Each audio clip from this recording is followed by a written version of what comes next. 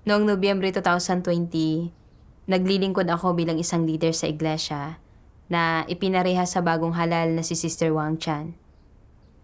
Noong panahong iyon, nahaharap ang iglesia sa mga pang-aaresto ng CCP. Ang ilang kapatid ay nahuli at kailangang pangasiwaan ang gawain sa katatapos na pangyayari. At dahil sa lahat ng ito, abalang-abala ako araw-araw. Wala akong napakahuhusay na kapabilidad sa gawain at hindi malakas ang pangangatawan ko, kaya talagang na-pressure ako. Iniisip na sa ganitong bilis ko sa gawain at sa lahat ng gampaning ito na tatapusin sa araw-araw, gaano karaming oras at lakas ang kakailanganin ng lahat ng ito? Mahina ang katawan ko. Kaya ko bang magpatuloy ng ganito sa pangmatagalan? Taglay ito sa isip ko, nagsimula akong gawin ng pabasta-basta ang mga tungkulin ko. At hindi ko gaanong pinagbuhusan ng pagsisikap ang mga gampanin na dapat ay iniisip ko. Ako ang pangunahing responsable sa gawain ng Ebanghelyo at ng pagdidilig. At noong panahong iyon, kinailangan naming linangin ang mga manggagawa ng Ebanghelyo at ang mga tagadilig. Alam ko na kailangang ipatupad ng agaran ang gawaing ito. Pero dahil kailangan naming maghanap ng mga angkop na tauhan at kailangan ding malaman kung paano sila epektibong babahaginan at sasanayin na humihingi ng matinding pagsisikap at lakas, hindi ko sinubaybayan ang mga detalye. At basta hinayaan ko lang ang mga diakono ng Ebanghelyo at ng pagdidilig na pangasiwaan ito. Minsan, noong nag-uulat ng gawain, napansin ko ang ilang paglihis at problema. At alam ko na kailangan kong magbahagi at lutasin kaagad ang mga iyon para maiwasang maantala ang gawain. Pero nang naisip ko kung gaanong mangangailangan ng maraming oras at pagsisikap ang paghahanap sa mga prinsipyo ng pagsasagawa at mga solusyon para sa bawat isyo, nabigla ako at ayaw ko itong harapin. At pumili na lang ako ng mas simpleng mga gampaning gagawin. Kalaunan, napansin ni Wang Chan ang mga isyong ito at nagkusang magbahagi at lutasin ang mga iyon na pumipigil sa mga pagkaantala. Mayroon ding gawain ng pag-aalis na humihingi sa akin na suriin ng ilang material para sa pagpapaalis sa mga tao. Pero ayaw kong magdusa, kaya ipinagpapaliban ko ito tuwing kaya ko. Minsan, kapag maraming material, ayaw kong gumugol ng ganoon karaming lakas o suriin ito ng maingat. At isang beses, muntikan ko nang mapaalis ang isang tao na hindi pasok sa pamantayan. Nung nakita ko ang mga kapatid na gumagawa ng mga tungkuling iisa ang gampanin, kung saan hindi nila kailangang magpakaabala o magpakapagod, naiinggit ako. Nag-iisip, na ang pagiging leader ay masyadong nakakapagod at napakaabala.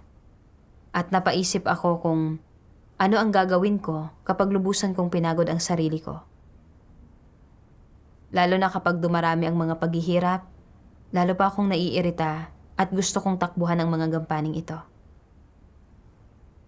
Noong nakita ko na ang mga tinanggal ay kayang gumawa ng mga devosyonal sa bahay nila, inisip ko kung kailan ko rin kaya magagawang makapagpahinga sa bahay. At sa ganoong paraan, hindi ko nakakailanganing isipin ang tungkol sa mga isyong ito o pagtiisan pa ang pagdurusang ito. Pero naisip ko naman kung paanong dadalawa lang kami na responsable sa gawain ng iglesia, nakahahalal lang kay Wang Chan at na napakaraming gawain ang kinakailangang tapusin. Kung sasabihin ko na hindi ko gagawin ang mga tungkulin ko, ipapakita niyon na wala akong konsensya. Medyo nakonsensya ako sa pag-iisip nito. Pero kapag napakatindi ng pressure ng gawain, hindi ko pa rin mapagtagumpayan ang laman ko at ayaw kong gawin ang mga tungkulin ko. Nakita ng sister na nagiging napakapasibo ko sa mga tungkulin ko, kaya tinukoy niya na wala akong pagpapahalaga sa pasanin at sinusunod ko ang laman ko. Medyo nabagabag ako. Iniisip na hindi ko dapat itrato ng ganito ang mga tungkulin ko. Pero pagkatapos niyon, natagpuan ko pa rin ang sarili ko na namumuhay sa laman ko ng napipilitan Nadaramang napakahirap at nakapapagod ang tungkuling ito. Kalaunan, iniulat ako ng isang sister at pagkatapos beripikahin at suriin ng nakatataas na pamunuan ang sitwasyon, tinanggal nila ako batay sa palagiang pag-asal ko. Binasa sa akin ng leader ang isang sipi ng mga salita ng Diyos. Kung sa pananalig ng mga tao sa Diyos ay hindi nila ibinibigay ang kanilang puso sa Kanya, kung ang kanilang puso ay wala sa Kanya, at hindi nila tinatrato ang Kanyang pasanin bilang sarili nilang pasanin, lahat ng kanilang ginagawa ay pandaraya sa Diyos, isang tipikal na kilos ng mga taong relihiyoso, at hindi nito matatanggap ang pagsang-ayon ng Diyos. Walang makakamit ang Diyos sa ganitong klasing tao. Maaari lamang silang magsilbing mapaghahambingan ng Kanyang gawain. Ang mga taong ito ay gaya ng mga palamuti sa sambahayan ng Diyos. Sila ay umuuko pa lamang ng lugar at sila ay basura at hindi sila ginagamit ng Diyos. Hindi lamang walang pagkakataon na gagawan sila ng banal na espiritu, wala ring halaga na gawin silang perpekto. Ang ganitong klasing tao, sa totoo lang, ay isang naglalakad na bangkay. Walang bahagi nila ang magagamit ng banal na espiritu. Lubusan na silang pinangibabawan at malalim na nagawang tiwali ni Satanas. Ititiwalag ng Diyos ang mga taong ito. Nang makita ko ang pagsisiwalat ng Diyos gamit ang mga salitang mapaghahambingan, palamuti, at basura, talagang nasaktan at nabagabag ako. Magmula nang maging leader ako, hindi ko kailanman tunay na tinanggap ang mga tungkulin ko nang mula sa puso ko. Palagi kong sinusunod ang laman ko at pinababayaan ang maraming partikular na mga gampanin. Naging tau-tauhang leader lang ako na wala man ng positibong layunin. Nakita ko na basura ako, isang huwad na leader na hindi lumalahok sa aktwal na gawain. Tinanggap ko ang mga tungkulin ko pero naging iresponsable ako. Palaging nagrereklamo sa mga paghihirap at pagkapagod at ayaw kong mag-alala. At kapag nadaragdagan ang dami ng gawain, nanlalaban ako. Hindi ko natupad ang mga responsibilidad ko at hindi ko nagawa ng maayos ang mga tungkulin ko. Naantala nito ang gawain. Ang pagtrato ko sa mga tungkulin ko ay isang pagkakanulo sa Diyos at sumasalungat sa Diyos. Naiinggit pa nga ako sa mga tinanggal. Nag-iisip na kung matanggal ako, hindi ko nakakailanganing maging napakaabala. Nakuha ko na ngayon ang hinihiling ko. At ngayong natanggal na ako, pwede na akong manatili sa bahay at hindi magdusa sa laman. Pero nasa kadiliman ang puso ko. Nadama kong isinantabi ako ng Diyos at aabandonahin niya ako at masyado akong nabagabag. Nang sandaling ito, nagsimula akong matakot at gusto kong bumalik sa Diyos. Kalaunan, naghanap ako ng nauugnay na mga salita ng Diyos para kainin at inumin upang tugunan ang mga isyu ko. Natagpuan ko ang 2 sipi ng mga salita ng Diyos na labis na umantig sa akin. Sabi ng makapangyarihang Diyos, kung tunay kang may pagpapahalaga sa responsibilidad, ipinapakita nito na mayroon kang konsensya at katwiran. Gaano man kalaki o kaliit ang gampanin, kahit sino pa ang magtalaga sa iyo ng gampaning iyon, kung ang sambahayan ng Diyos man ang nagkatiwala nito sa iyo, o kung isang lider ng iglesia o manggagawa ang nagtalaga nito sa iyo, dapat ang saloobin mo ay, sapagkat itinalaga sa akin ang tungkuling ito ay pagtataas at biyaya ng Diyos. Dapat ko itong gawin ng maayos ayon sa mga katotohanang prinsipyo. Sa kabila ng pagkakaroon ng katamtamang kakayahan, handa akong akuin ang responsibilidad na ito at ibigay ang lahat ng makakaya ko para magawa ito ng maayos. Kung hindi ako makagagawa ng mahusay na trabaho, dapat akong managot para dito. At kung makagagawa ako ng mahusay na trabaho, hindi ito kredito sa akin. Ito ang dapat kong gawin. Bakit ko sinasabi na ang pagtrato ng isang tao sa kanyang tungkulin ay isang usapin ng prinsipyo? Kung talagang mayroon kang pagpapahalaga sa responsibilidad at isang responsabling tao, magagawa mong pasanin ang gawain ng iglesia at tuparin ang tungkuling nararapat mong gawin. Kung basta-basta mo lang tatratuhin ang iyong tungkulin, hindi tama ang pananaw mo sa pananampalataya sa Diyos at may problema sa iyong saloobin sa Diyos at sa iyong tungkulin. Ang pananaw mo sa paggawa ng iyong tungkulin ay ang gawin ito ng pabasta-basta at iraos lang ito, at kung ito man ay isang bagay na handa kang gawin o hindi, isang bagay kung saan ka mahusay o hindi, palagi mo itong hinaharap ng may saloobin na basta mairaos lang. Kaya, hindi ka angkop na maging leader o manggagawa at hindi ka nararapat gumawa ng gawain ng iglesia.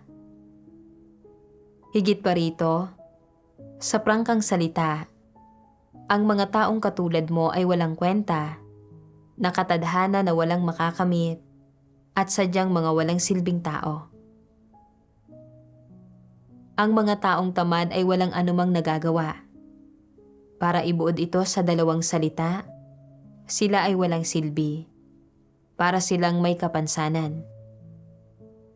Gaano man kahusay ang kakayahan ng mga taong tamad, paimbabaw lamang iyon. Kahit na may mahusay silang kakayahan, wala itong silbi. Masyado silang tamad. Alam nila ang dapat nilang gawin, ngunit hindi nila ito ginagawa.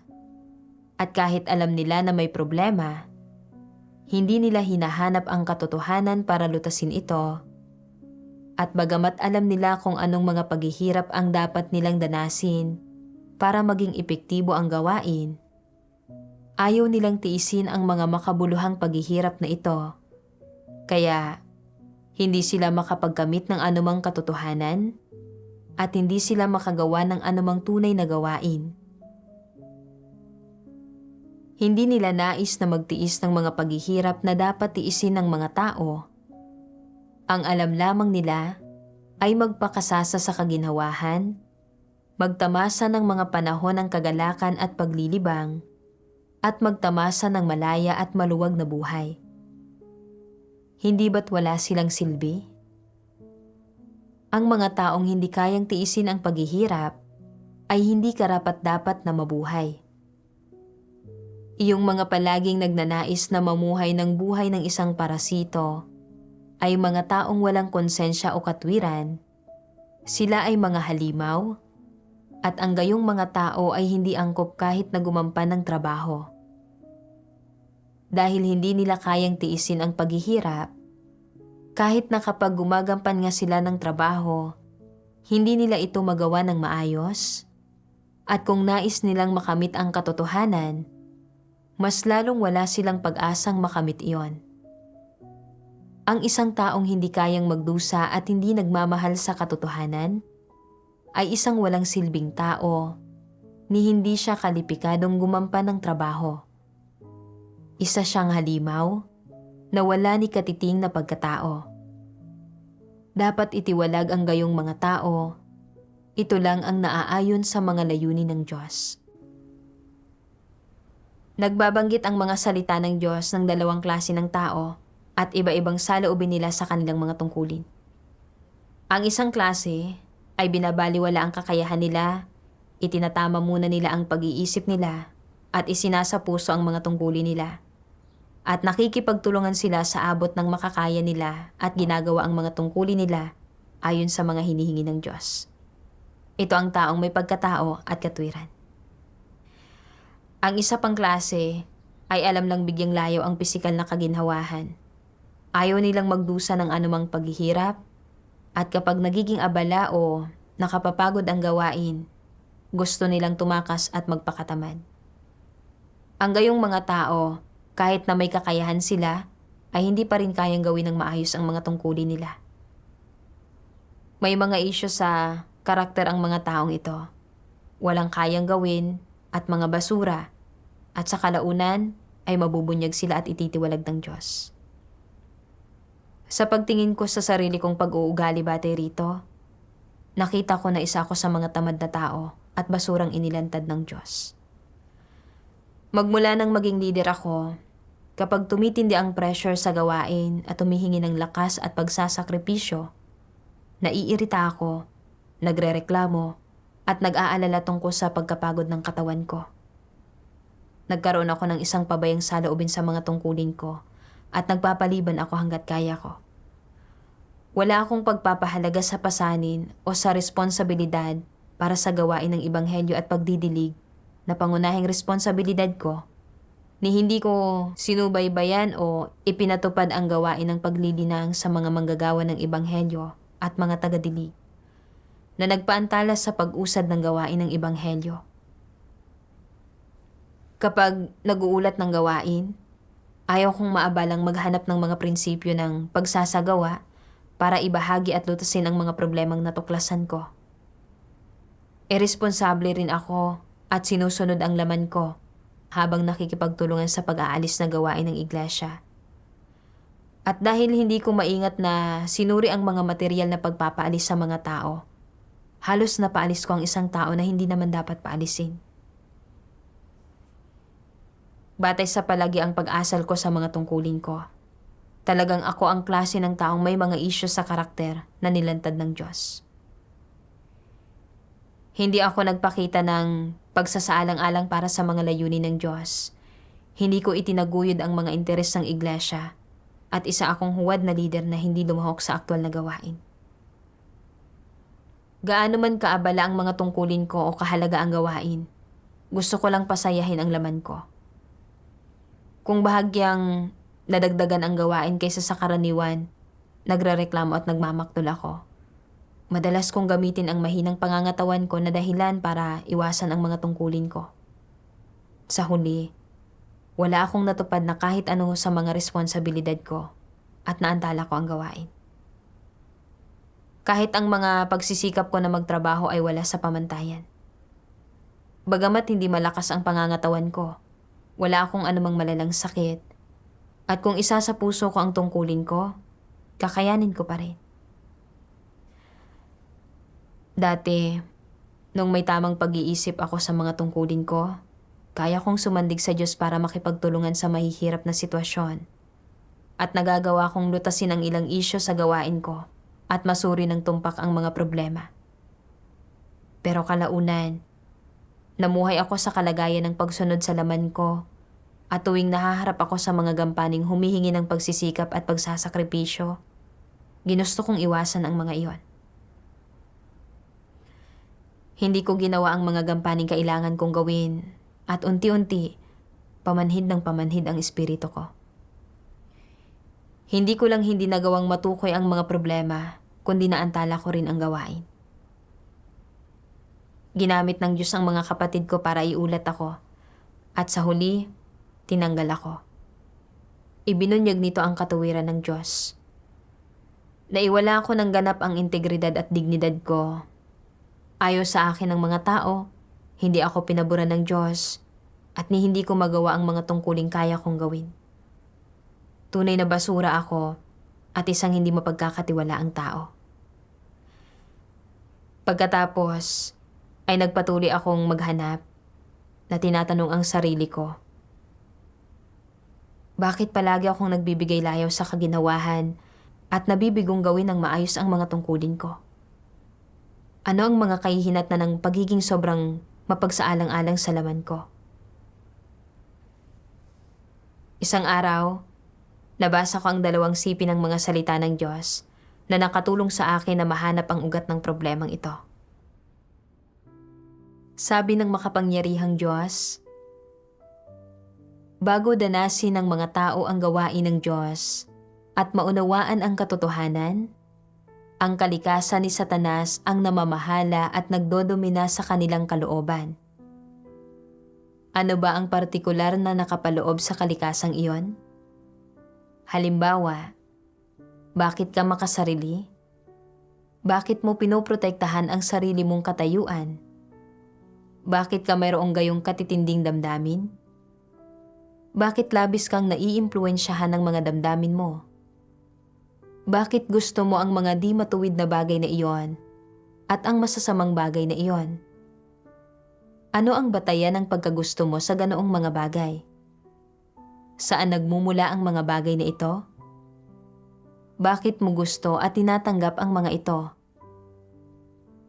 Sa ngayon, naunawaan na ninyong lahat na ang pangunahing dahilan ay dahil nasa kalooban ng tao ang mga laso ni Satanas.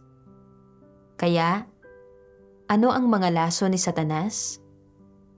Paano maipapahayag ang mga ito? Halimbawa, kung magtatanong ka ng paano dapat mamuhay ang mga tao? Para saan ba dapat nabubuhay ang mga tao? Sasagot ang lahat ng tao. Ang bawat tao para sa kanyang sarili at bahala na ang iba. Ipinahahayag ng nag-iisang parirala lang na ito ang pinakaugat ng problema.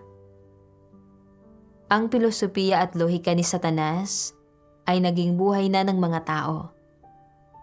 Ano man ang hinahangad ng mga tao, ang totoo ay ginagawa nila ito para sa kanilang sarili, kaya't nabubuhay silang lahat para sa kanilang sarili. Ang bawat tao para sa kanyang sarili at bahala na ang iba.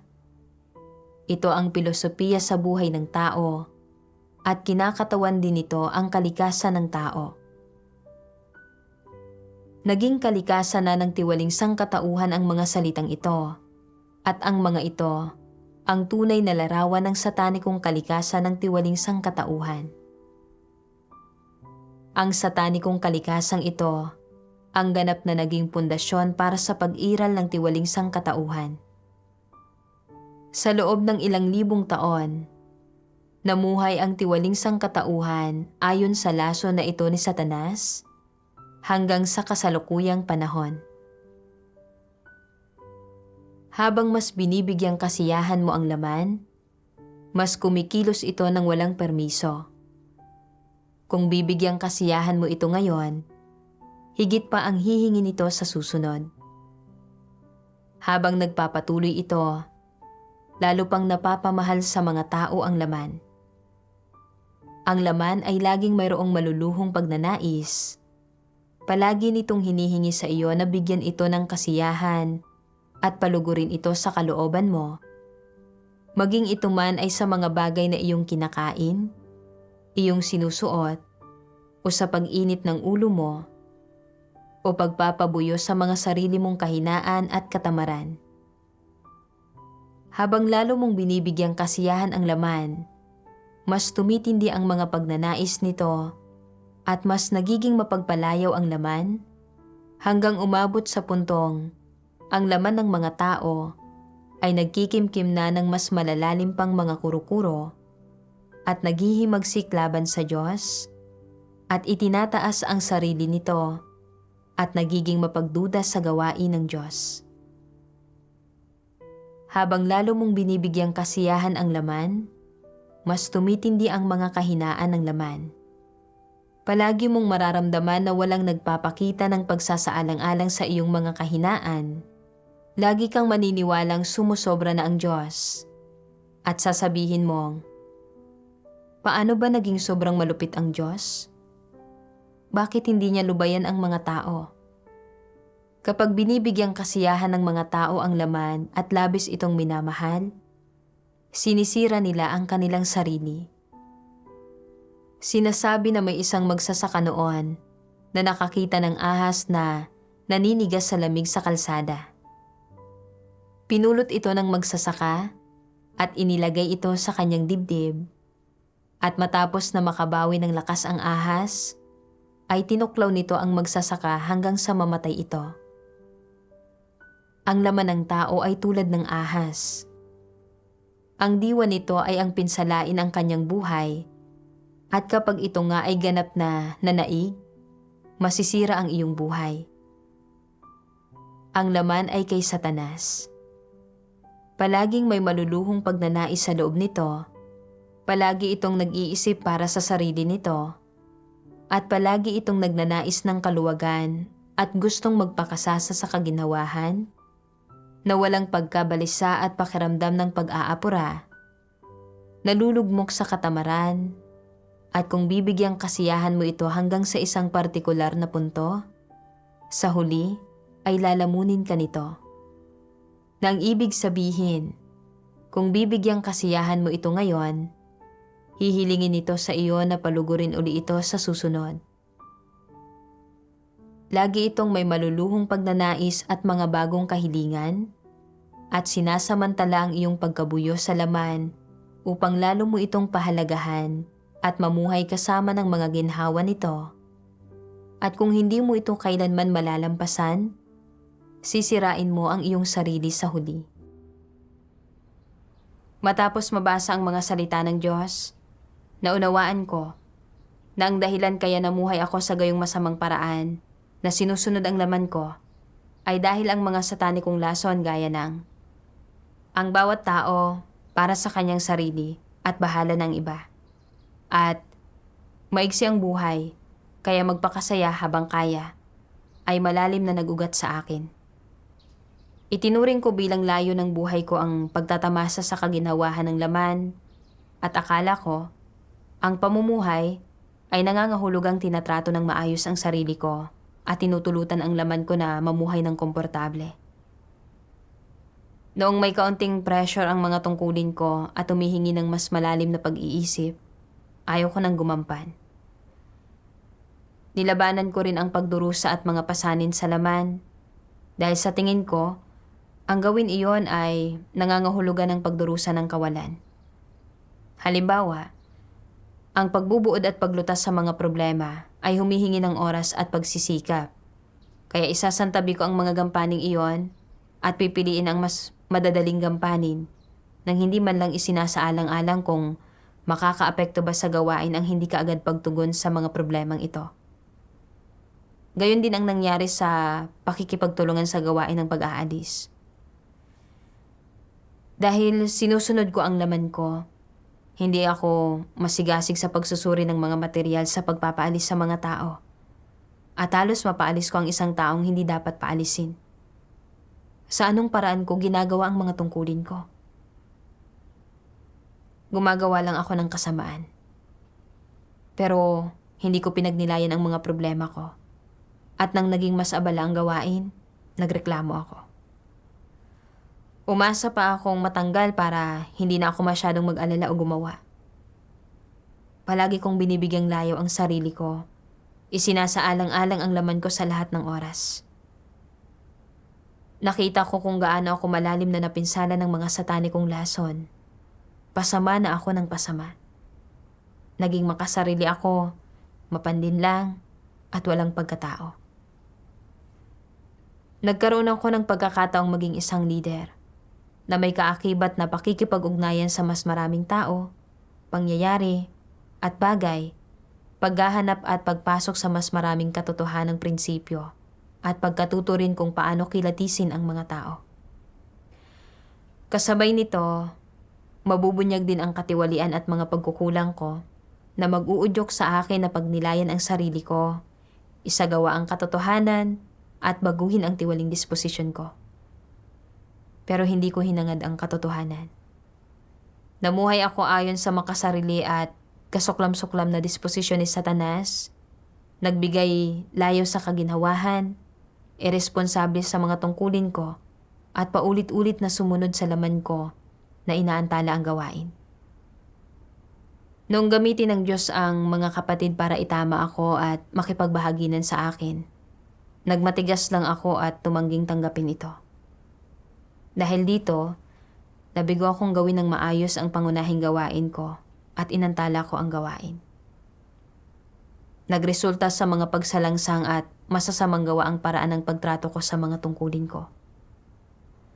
Nang panahong ito, napagtanto ko na ang paggawa sa mga tungkulin habang sinusunod ang laman ko at binibigyang layo ang kaginawahan ay tunay na pumipinsala kapwa sa akin at sa iba At na kung hindi ko lulutasin ang tiwaling disposisyong ito at patuloy na gagawin ang mga tungkulin ko sa magulo, irresponsableng paraan gaya ng dati na palaging nilalayo na mamuhay sa kaginawahan, mauuwi lang ako sa paggawa ng mas maraming kasamaan at sa huli ay itataboy at ititiwalag ako ng Diyos. Matapos makita ang pinsala at mga kahihinat na ng pagbibigay layaw sa kaginawahan sa mga tungkulin ko, nagdasal ako sa Diyos na pinapahayag ang pagnanais ko na huwag nang maghimagsik gaya nito kundi magsisi sa Diyos. Kalaunan, bahagyang bumuti ang kalagayan ko at nahalal akong muli bilang isang leader ng iglesia. Alam ko na isa itong pagkakataong binigay ng Diyos para magsisi ako at sobra akong nagpapasalamat sa Diyos. Nagpa siya akong magkaroon ng tamang pag-iisip at gawin ng maayos ang mga tungkulin ko. Noong panahong iyon, ako ang pangunahing responsable sa gawain ng Ebanghelyo at dahil kararating ko lang sa bagong lugar, hindi ako pamilyar sa lahat ng aspekto ng sitwasyon. Kaya para magawa ng maayos ang gawain, kailangan kong magbayad ng mas malaking halaga. Pagkatapos makipagtulungan sa loob ng ilang panahon, medyo nakaramdam ako ng pagkapagod, lalo na dahil napakaraming gampanin ang susubaybayan sa bawat araw. Pagdating sa pagdurusa ng laman ko, sa tingin ko ay magiging mas magandang gumawa ng gawaing may iisang gampanin dahil hindi ko nakakailanganing masyadong mag-isip at magsikap. Noong umusbong ang mga kaisipang ito, napagtanto ko na hindi tama ang kalagayan ko. Kaya sadya akong nagdasal sa Diyos. Kalaunan, nabasa ko na sinasabi ng mga salita ng Diyos, kung sumasampalataya kayo sa Diyos at nagnanais na matamo ang kanyang pagliligtas, kailangan ninyong gampanan ng mabuti ang inyong tungkulin. Una, sa panahon ng paggampan sa inyong tungkulin, kailangan ninyong magkaroon ng pakiramdam ng responsibilidad at ibigay ang lahat ng makakaya ninyo. Kapag nakikita ka ng Diyos bilang isang mabuting tao, nasa kalagitnaan ka na. Kung, habang ginagampanan ng iyong tungkulin, nagagawa mong hangarin ang katotohanan, at kahit gaano pa karaming tiwaling disposisyon ang nabubunyag, o kahit gaano karaming paghihirap ang iyong hinaharap, kaya mo pa ring hanapin ang katotohanan upang lutasin ang mga iyon. At kung may saloobin ka ng pagtanggap at pagpapasakop kapag pinupungusan ka, magiging buo ang pag-asa mong matamo ang pagliligtas ng Diyos. Ang makita ng Diyos bilang isang taong naghahangad sa katotohanan ay isang mataas na pamantayan na maaaring hindi mo pa rin naaabot. Wala kang determinasyon at tayog at masyadong mahina ang iyong pananampalataya. Kaya, simulan mo sa pamamagitan ng pagtutulot sa mga kapatid sa paligid mo na makita ka bilang isang mabuti at tamang tao, bilang isang taong medyo nagmamahal sa mga positibong bagay, na nagmamahal sa katarungan at katuwiran, at na medyo matuwid. Kapag nakagagawa ka ng mga pagkakamali, itinatama mo ang mga iyon. Kapag natutukoy mo ang iyong mapaghimagsik na kalagayan, mabilis mo itong nababago. Kapag natutuklasan mo ang iyong tiwaling disposisyon, agad mong hinahanap ang katotohanan at nakikipagbahaginan ka sa iba. Sa sandaling magkaroon ka ng pagkaunawa, makapagsisisi ka na. Sa pamamagitan ng paghahangad sa ganitong paraan, tiyak na makauusad ka. Una, hayaan mong makita ka ng iyong mga kapatid bilang isang mabuti at tamang tao, bilang isang taong may buhay pagpasok. Pagkatapos, paunti-unti, pagsikapan mong maging isang taong nagmamahal sa katotohanan at naghahangad sa katotohanan. Sa pamamagitan ng pagsasagawa rito, ay magiging mas madaling makapasok at magiging mas praktikal para sa iyong humiling ng gayon sa iyong sarili. Una sa lahat, kailangan mong idulot na ang iyong mga kapatid ay kilalanin ka bilang isang mabuting tao. Ano-ano ang mga sukatan sa pagiging isang mabuting tao? Una, kailangan mong tingnan ang paggampan sa iyong tungkulin. Ilang hinihinging pamantayan ang dapat na maabot sa paggampan sa iyong tungkulin. Kailangan mong maging masipag, responsable, handang magtiis ng paghihirap, handang magbayad ng halaga, at maging mitikuloso kapag pinangangasiwaan ang mga usapin, hindi kumikilos ng pabasta-basta. Sa isang bahagyang mas mataas na antas, kailangan mong mahanap ang mga tamang prinsipyo sa bawat bagay at kumilos alinsunod sa mga prinsipyong ito. Sino man ang nagsasalita, kahit na isang kapatid na pinaka hindi mo hinahangaan ang nagpapahayag ng isang prinsipyong tama at naaayon sa katotohanan, dapat mo itong pakinggan, subukang tanggapin, at subukang maghimagsik laban sa sarili mong mga opinyon at kuro-kuro. Ano ang tingin mo sa saloobing ito? Mabuti ito. Madaling pag-usapan ang pangangailangang gampanan ng mabuti ang iyong tungkulin. Madali itong sabihin, ngunit mahirap na aktwal na gampanan ang tungkulin ng isang tao ng pasok sa pamantayan. Hinihingi nito sa iyo na magbayad ng halaga at isuko ang mga partikular na bagay. Ano ang dapat mong ibigay? Sa pinakapangunahing antas, kailangan mong maglaan ng kaunting panahon at lakas. Araw-araw, dapat kang gumugol ng mas mahabang panahon at gumugol ng mas maraming lakas kaysa sa ibang tao. Dapat kang magpatuloy ng medyo mas matagal at gumugol ng medyo mas maraming pagsisikap. Kung nais mong magkaroon ng pakiramdam ng responsibilidad at gampanan ng mabuti ang iyong tungkulin, kailangan ay lagi mong pag-isipan kung paano tuparin ng maayos ang iyong tungkulin. Kailangan mong isaalang-alang kung ano ang mga katotohanang kailangan mong isangkap sa iyong sarili at kung anong uri ng mga problema ang dapat mong tugunan. Pagkatapos, ay hanapin mo ang katotohanan sa pamamagitan ng panalangin, ipahayag ang mga mithiin mo sa Diyos, at taimtim na magsumamo sa Diyos, hilingin sa Kanyang bigyang liwanag at patnubayan ka.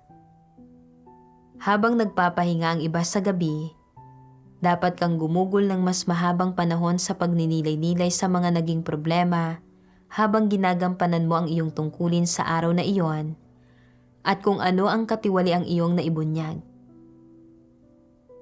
Dapat mong pagnilay-nilayan ang mga bagay na ito at saka ka lamang magpahinga matapos kang makaisip ng daan pasulong, nang sa gayon ay maging mabunga at hindi masayang ang araw na iyon. Kung hindi mo pag-iisipan kung paano lulutasin ang mga problemang ito, hindi ka makakakain o makatutulog ng maayos. Ito ang pagdurusa, ito ang halagang ibabayad mo. Kakailanganin mong magtiis ng mas maraming paghihirap at magbayad ng mas malaking halaga kaysa sa iba, at maglaan ng mas maraming panahon at lakas sa pagsisikap para sa katotohanan. Isa ba itong praktikal na halagang dapat ibayad? Oo. Matapos mabasa ang mga salita ng Diyos, naunawaan ko na para mahusgahan kung mabuti ba ang isang tao, ang mga pangunahing pamantayan ay kung minamahal at hinahangad ba ng taong iyon ang katotohanan. Kung kaya ba niyang hanapin ang katotohanan para lutasin ang tiwali niyang disposisyon kapag natukoy niya ito. At kung paano niya tinatrato ang mga tungkulin niya. Kung kaya ba niyang gawin ang mga tungkulin niya ayon sa mga hinihingi ng Diyos at mga katotohanang prinsipyo. Kung masigasig ba siya at responsable at handang magdusa at magbayad ng halaga. At kung kaya ba niyang hanapin ang katotohanan para lutasin ang mga problema kapag nagdaranas ng mga paghihirap. Kung kaya ng isang tao na pagnilayan ang mga wastong usaping ito at unahin ang tungkulin niya, may puso na nagsasaalang-alang sa mga layunin ng Diyos at kayang maging magsiklaban sa laman niya para isagawa ang katotohanan, kung ganoon, sa mga mata ng Diyos, ang gayong tao ay itinuturing na may mabuting pagkatao at mapagkakatiwalaan. Sa pagtingin ko sa sarili ko batay sa mga ito, nakita ko na malayo ako sa mga hinihingi ng Diyos. Lalo na noong maisip ko kung paano ko naantala ang gawain dahil sumunod ako sa laman ko. At nagdulot ng mga pagsalangsang at kung paanong meron akong isa pang pagkakataon para gawin ang ganong kahalagang tungkulin, napagtanto ko na hindi ako pwedeng magpatuloy ng gaya ng dati at na kailangan kong tunay na magsisi. Medyo wala akong mga kapabilidad sa gawain, kaya dapat akong magbigay ng higit na oras, pag-iisip at pagsisikap na sumasandig sa Diyos para makipagtulungan at naghahanap ng pagbabahaginan kapag hindi ko maunawaan ang mga bagay. Sa mga sumunod kong pakikipagtulungan, may isang gampaning hindi ako masyadong magaling na humihingi sa akin na mas pagsikapan ang mga katotohanang prinsipyo. Kaya kinailangan kong maglaan ng higit na oras at lakas kaysa sa mga katuwang kong sister. Nung napansin ko ang mga isyu sa buhay pagpasok at gawain ng mga kapatid, taimtim rin akong nagnilay at naghanap ng mga paraan para tulungang lutasin ang mga ito sa abot ng makakaya ng abilidad ko. Nung nagsagawa ako ng ganito, napanatag ako at napayapa sa puso ko. Noon, palagi kong iniisip na ang mamuhay ay nangangahulugan ng pagtrato ng maayos sa sarili ko at na pinakamahalaga ang maginhawa at maaluwang pamumuhay. Hindi ko naunawaan kung paano mamuhay sa paraan na tunay na mahalaga.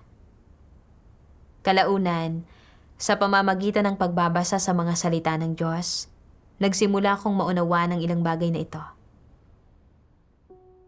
Sabi ng makapangyarihang Diyos, ano ang halaga ng buhay ng isang tao?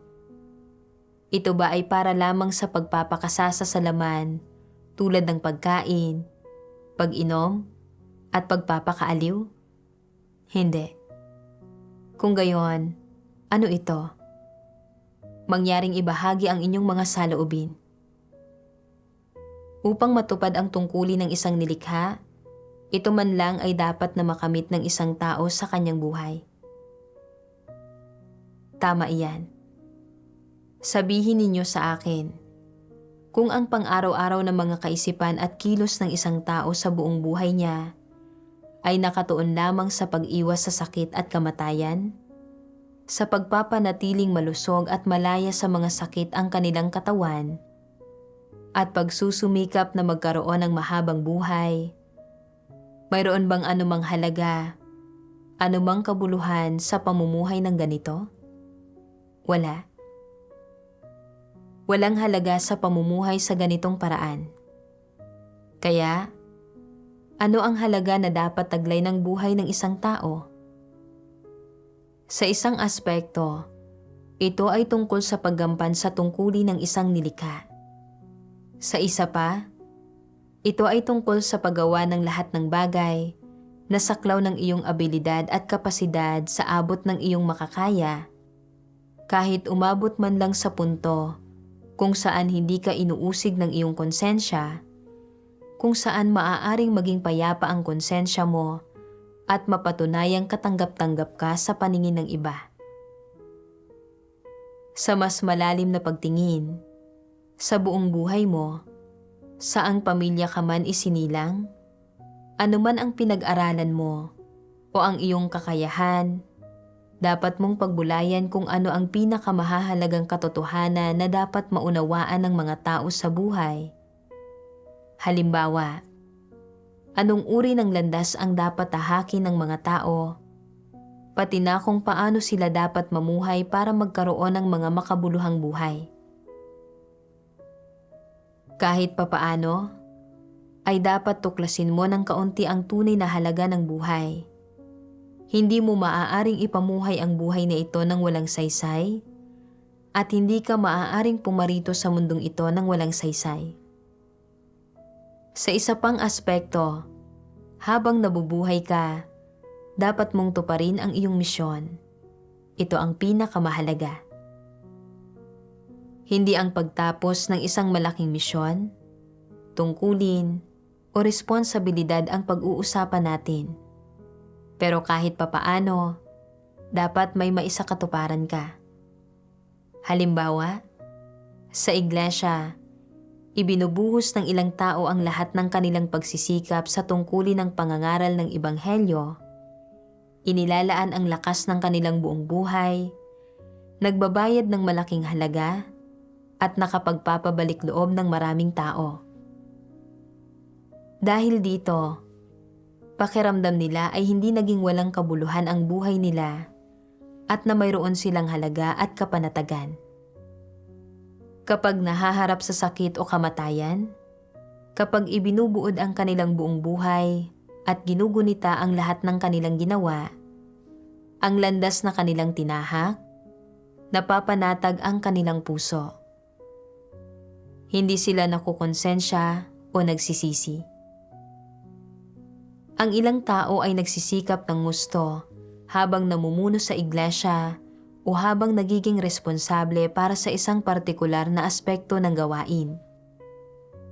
Inilalabas nila ang kanilang pinakamalaking potensyal, ibinibigay ang lahat ng kanilang lakas, iginugugol ang lahat ng dugo ng kanilang buhay at binabayaran ang halaga para sa gawain nila.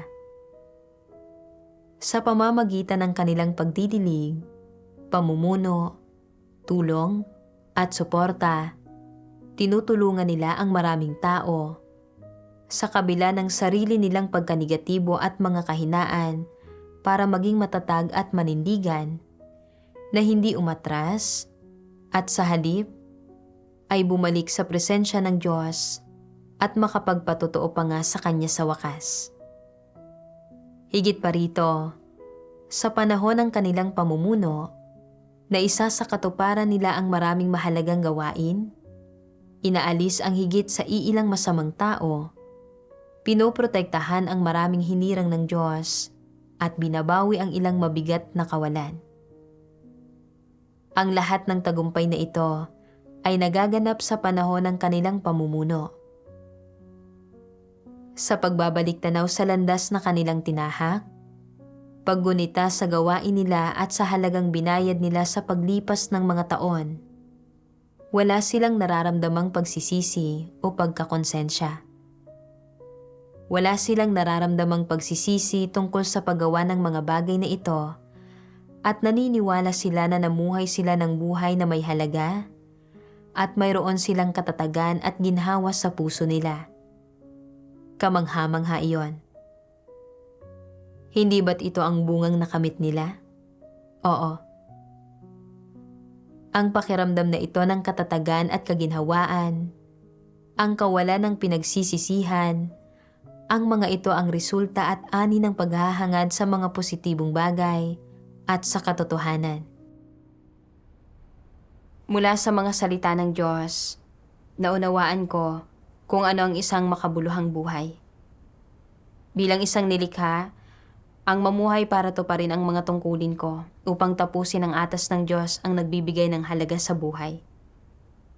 Ang mga tungkuling ginagawa natin ngayon ang nagpapalawak sa Ebanghelyo ng Kaharian ng Diyos at ang magawang tuparin ang ating mga responsibilidad at magbigay ng ating maliit na ambag ay isang bagay na maaalala ng Diyos at ang pinakamakabuluhang bagay. Naisip ko ang mga walang pananampalataya na pinapamuhay ang buhay nila para kumain ng maayos at magdamit ng maganda. Kahit na nagsasaya sila sa laman nila, hindi nagdurusa ng anumang mga paghihirap at pinasasaya nila ang sarili nila hanggang sa puntong magiging matataba sila. Sa pamumuhay sa mundong ito, hindi nila alam kung para saan talaga ang buhay o kung paano mamuhay ng makabuluhan. Ang gayong buhay ay walang halaga at ipinamuhay ng walang saysay. Sa pagbabalik tanaw ko noong ginagawa ko ang mga tungkulin ko, palagi kong isinasaalang-alang ang laman ko at nang maharap sa mga problema at paghihirap, Ginusto kong tumakas at hindi ko ginawa ang kaya kong gawin. Bagamat hindi masyadong nagdusa ang laman ko, nag-iwan ako ng mga hindi maitutuwid na pagsisisi at pagkakautang sa puso ko. Nakita ko, nagaano man katindi ang aliw o ginhawa, hindi makapagdadala ng tunay na kasiyahan ang mga bagay na ito, at tanging ang pagtupad sa mga responsibilidad at tungkulin ng isang tao ang magbibigay daan para mamuhay siya ng may kapayapaan at katiyakan. Taglay ito sa isipan ko, nakakita ako ng motibasyon para gawin ang mga tungkulin ko. Kapag ang paggawa sa mga tungkulin ko ay humihiling na magdusa ang laman ko, mas iniisip ko kung paanong ito ay tungkulin at responsibilidad ko at na kailangan kong gawin ng maayos ang tungkulin ko sa abot ng aking makakaya. Minsan, kapag abala ako o pagod, nagpapahinga ako sa tamang oras at gagawin ko ang makakaya ko ayon sa pisikal na kalagayan ko at hindi ko madaramang napakahirap o napakasakit ng tungkulin ko. Sa aking mga tungkulin, napagtanto ko rin na ang pagiging isang leader ay humihingi sa tao na akuin ng mas maraming alalahanin. Pero sa pagharap sa iba't ibang isyu sa gawain o sa pagtulong sa mga kapatid na lutasin ang mga paghihirap nila sa mga kalagayan nila, nagawa kong maunawaan at makamit ang mas maraming katotohanan. Sa mga bagay na ito ay pinakitaan ako ng Diyos ng malaking pabor. Ang pagkakamit ko sa pagkaunawang ito at pagdarana sa pagbabagong ito ay pawang biyaya ng Diyos. Salamat sa Diyos.